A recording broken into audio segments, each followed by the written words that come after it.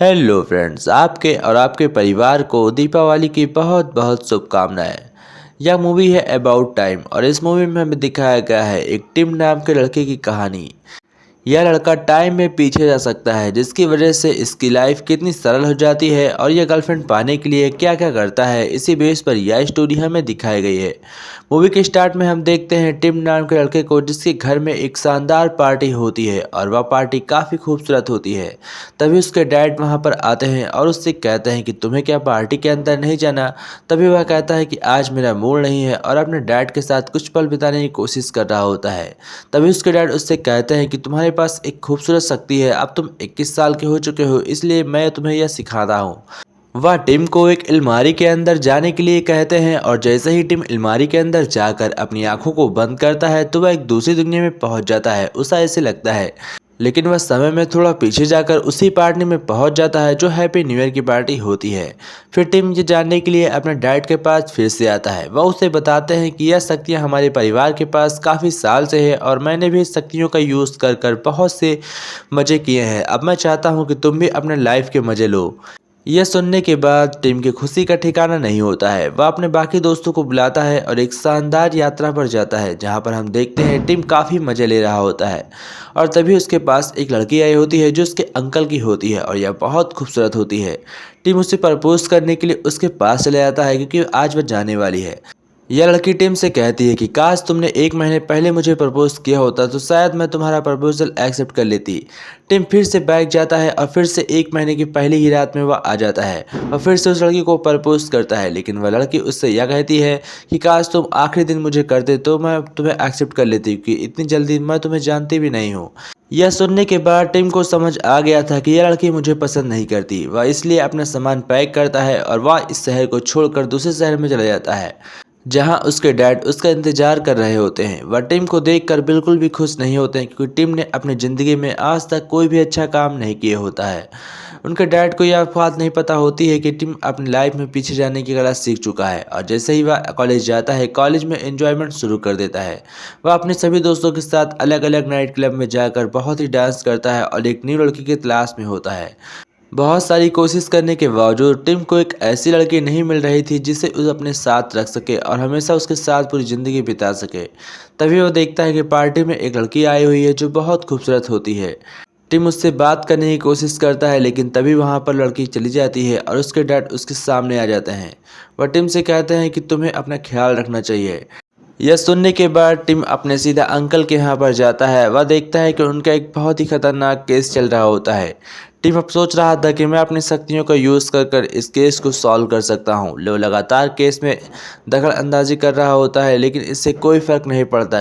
फिर उसके डैड उसे समझाते हैं कि तुम्हें अपनी लाइफ स्टाइल को चेंज करना होगा, तुम्हें अपने नए दोस्त बनाने होंगे और उनसे बात करनी होगी ताकि तुम अपनी लाइफ को एंजॉय कर सको। यह सुनने के बाद वह एक जिम क्लास ज्वाइन करता है, जहां पर कई सारी लड़कियां होती हैं, जिससे कि वह वहां पर एक अच्छी लड़की देखकर उन्हें अपना दोस्त बना सके। वह लगातार वहां पर 3 दिन बैठता है, पर वह एक भी लड़की से सही से बात नहीं कर पाता। बहुत कोशिश करने के बाद आखिर में उसे एक लड़की दिखाई पड़ती है जो थोड़ी थोड़ी उससे मिल रही थी और वह उससे दोस्ती भी करना चाह रहा था, लेकिन तभी वहां पर एक और लड़की आती है। इसकी वजह से वह लड़की को लेकर चली जाती है और उसका फिर से दिल टूट जाता है। टिम कहता है कि कोई बात नहीं, मैं तुमसे फिर कभी मिलूंगा, और फिर वह उसे चाय के लिए पूछता है। फिर वह चाय के लिए हाँ कर देती है। फिर सभी लोग बैठकर एक कॉफ़ी पी रहे होते हैं, जहाँ पर वह मजाक मजाक में लड़की कहती है कि मेरा बॉयफ्रेंड यहाँ पर आने वाला है। तभी हम देखते हैं कि जो उसका बॉयफ्रेंड होता है वह टिम का दोस्त होता है और वह बताता है कि वो दोनों कैसे मिले। टिम को जैसे ही उस टाइम का पता चलता है जो उसके दोस्त ने बताया होता है, वह समय में पीछे जाता है और फौरन जाकर उसकी गर्लफ्रेंड से बात करने लगता है। वो पार्टी के अंदर अकेले बैठी होती है और अभी तक वह उसके दोस्त से मिली भी नहीं है। टिम फौरन उसके पास जाता है और उससे डिनर के लिए बात करता है। वह लड़की हाँ कर देती है और टिम और वह लड़की दोनों एक साथ चले जाते हैं। वह साथ में डिनर करते हैं और बातों बातों में कब उन दोनों को एक दूसरे से प्यार हो जाता है या उन्हें आपस में पता ही नहीं चलता। फिर हम देखते हैं कि वह लड़की उससे कहती है कि मुझे घर तक छोड़ दो। टिम उससे कहता है कि ठीक है, मेरी कार में आओ, पर वह कहती है मुझे कार से नहीं जाना। वह को बहुत दूर तक पैदल ही चलकर जाते हैं, जहाँ पर हम देखते हैं वो घर के बाहर खड़े होकर किस करते हैं और फिर एक रात साथ बिताते हैं। अब उन दोनों के बीच काफ़ी प्यार हो गया था और हम देखते हैं कि यह लड़की टिम की गर्लफ्रेंड हो गई थी बजाय उसके दोस्त के। रात भर साथ रहने के बाद सुबह हो जाती है और सुबह टिम उससे कहता है कि मुझे अब जाना होगा। इसलिए टिम फ़ौरन रेडी होता है और फ़ौरन वहाँ से निकल जाता है। हम देखते हैं कि उसकी गर्लफ्रेंड वहाँ पर आती है और उससे कहती है कि मुझे तुमसे कुछ बात करनी है। तभी उन दोनों आपस में किस करते हैं और बाहर जाकर बहुत दूर दूर तक घूमते हैं, यानी कि अब उन्हें एक साथ काफ़ी समय बिताना अच्छा लग रहा था। तभी टिम को देखने के लिए इस लड़की के मॉम डैड घर पर आने वाले थे। दोनों रोमांटिक मूड में होते हैं और टिम ने कपड़े नहीं पहने होते हैं, इसलिए टिम फ़ौरन अपने कपड़ों को ध्यान देता है और पहनने लगता है। लड़की अपने मॉम डैड से लड़के को मिलाती है और टिम उनके मॉम डैड को बहुत पसंद आता है, इसलिए उन दोनों की अब मैरिज होने वाली होती है। यह एंगेजमेंट बहुत ही शानदार होने वाली थी। दोनों बहुत अच्छे से तैयार होकर आते हैं, लेकिन यहीं पर टिम की पहली गर्लफ्रेंड आ चुकी थी, जिसे कि टिम ने प्रपोज किया था और वह कहती है कि टिम मुझे तुम्हारे साथ रहना है, तुम मुझे बहुत अच्छे लग रहे हो।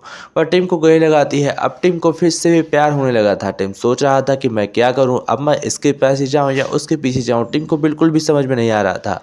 तभी वह पुरानी वाली के साथ एक डिनर पर जाता है और फिर उसके बाद वो दोनों रूम के अंदर जाते हैं। वहाँ पर वह लड़की उससे कहती है कि मुझे किस करूँ, लेकिन इससे पहले वह उसके साथ कुछ करता वह फ़ौरन टाइम ट्रेवल में पीछे जाता है और सीधे जाकर अपनी नई गर्लफ्रेंड के पास होता है, क्योंकि वह उससे शादी करना चाहता था। टिम इस लड़की से शादी करने वाला था, इसलिए वह इस बार टाइम ट्रैवलिंग करता है, लेकिन उससे बचने के लिए वह उस लड़की को छोड़कर फ़ौरन अपने प्राइम में पीछे आता है और उस लड़की के साथ अब रहने वाला था। वह उसे लेकर अपने घर चला जाता है, जहाँ पर वह उसे अपनी मॉम से मिलाता है, जहाँ पर उसकी मॉम और उसके ग्रैंडफादर एक साथ रह रहे होते हैं। तभी उसके ग्रैंडफादर उससे पूछते हैं कि टिम तुमने मेरी शक्तियों का सही यूज़ किया भी है या नहीं किया है, इसे मुझे चेक करना है।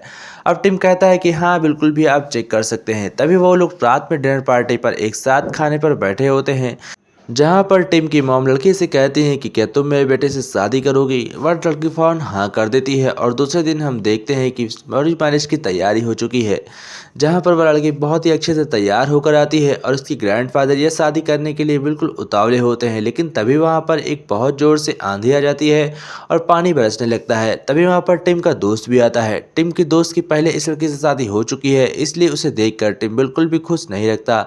टिम की ऐसी हालत देखकर उसके ग्रैंडफादर सभी से चेस करने के लिए बोलते हैं और वो विस्की निकाल कर सभी को पार्टी में डांस करने के लिए बोलते हैं। सभी पार्टी में अच्छा एंजॉय कर रहे होते हैं कि इतनी बीच उसके डैड वहाँ पर आ जाते हैं।